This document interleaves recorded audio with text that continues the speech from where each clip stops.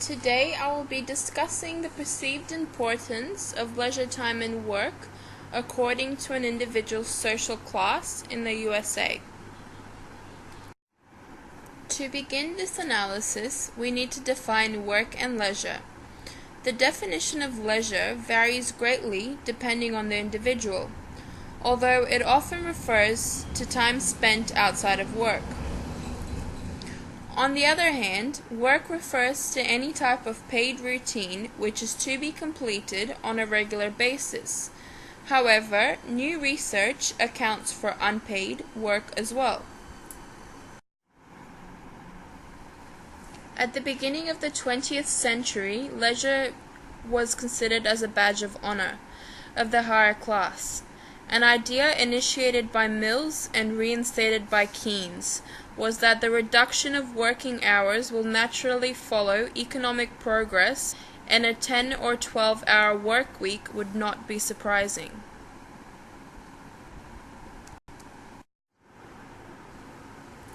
However, that did not happen, and today people often feel more rushed and time-stressed than a few decades ago.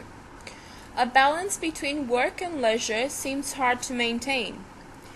Thompson states that amongst all advanced nations, USA ranks 28th on poor work-life balance. An important amount of research has been done, especially in the US, to find out if people enjoy more leisure today than in the past. The results are contradictory. The main reason for these contradictions may be due to how the authors defined leisure and work. Also, early research did not account for non-paid work. More recent research, however, makes the distinction and accounts for market labor, which is paid hours plus commuting, breaks and meals, and non-market labor, which includes cleaning, cooking, child rearing, time spent for obtaining goods and services. According to a study performed by Aguirre and Hurst, working adults spent overall 5.1 more hours on leisure activities in a week in 2003 than they used to in 1965, which seems like a considerable amount.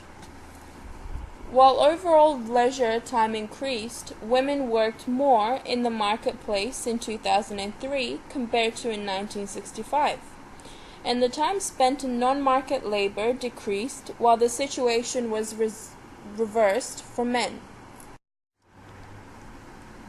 Aguirre and Hurst also observed that after 1980s, leisure time for more educated men has deteriorated, while for the less educated men, leisure time continued to increase.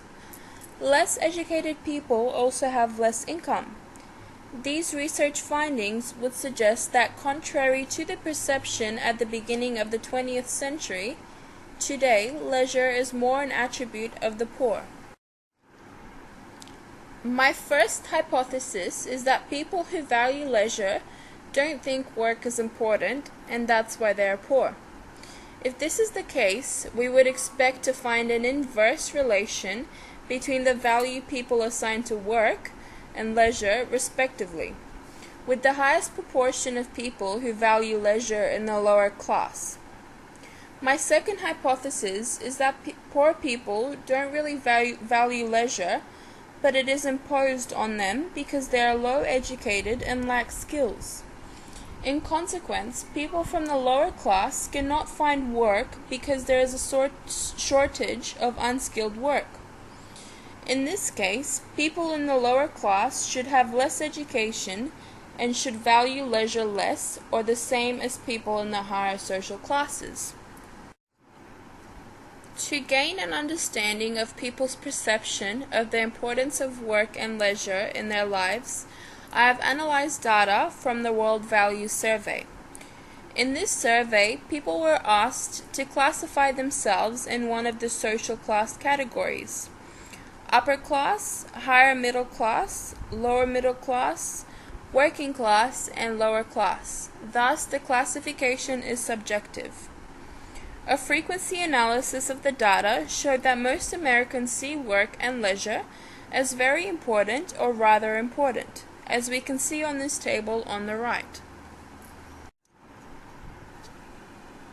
Contrary to the belief that leisure is for the poor, from upper middle class to the lower class, we can see a decline in the percentage of people who think that leisure is important. As opposed to leisure, a higher percentage of people in the working class compared to the other social classes consider work important. In the upper class compared to middle classes, we can observe a higher percentage of people who think that work is important and a lower percentage of people who think leisure is important. This could be interpreted that people in the upper class enjoy their work more. However, the results may not be representative for their entire population due to a very low number of respondents who classified themselves as belonging to the upper class.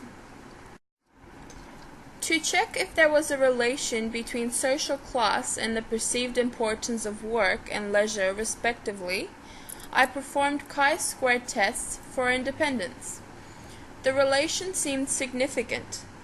However, because of the low frequencies in the upper class category and the low number of people who think leisure is not at all important, there were cells with frequencies less than 5 for the expected values. This means that the main assumptions of chi-square tests were violated.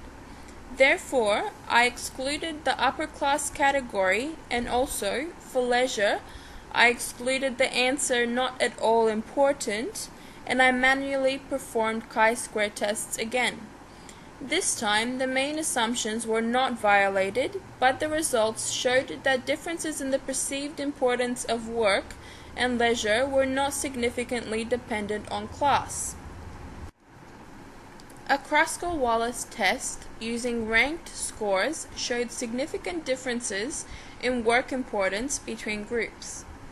The pairwise comparison showed that scores in the working class group were significantly different from scores in the upper and lower middle class groups.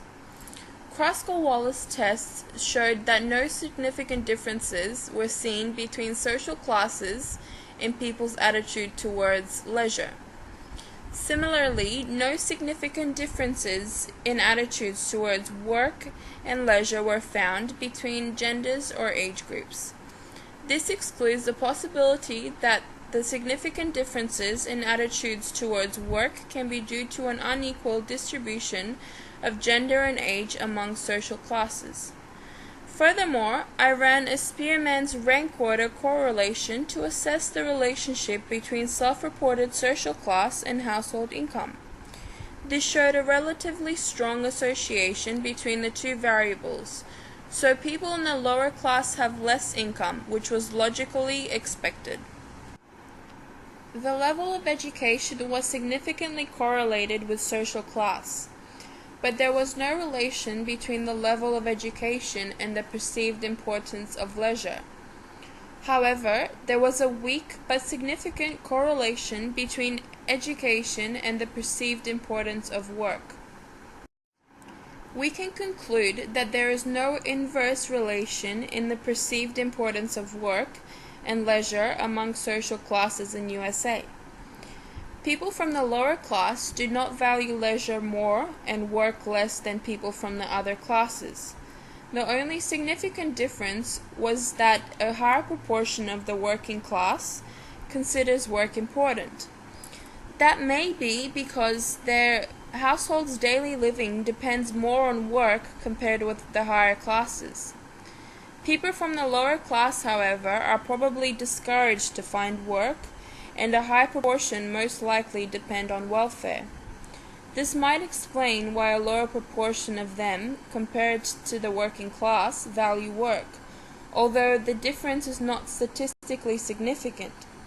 Just because they have more time off work does not mean that they value leisure more than the people from the higher classes, and that's why they're poor. So the first hypothesis is not supported.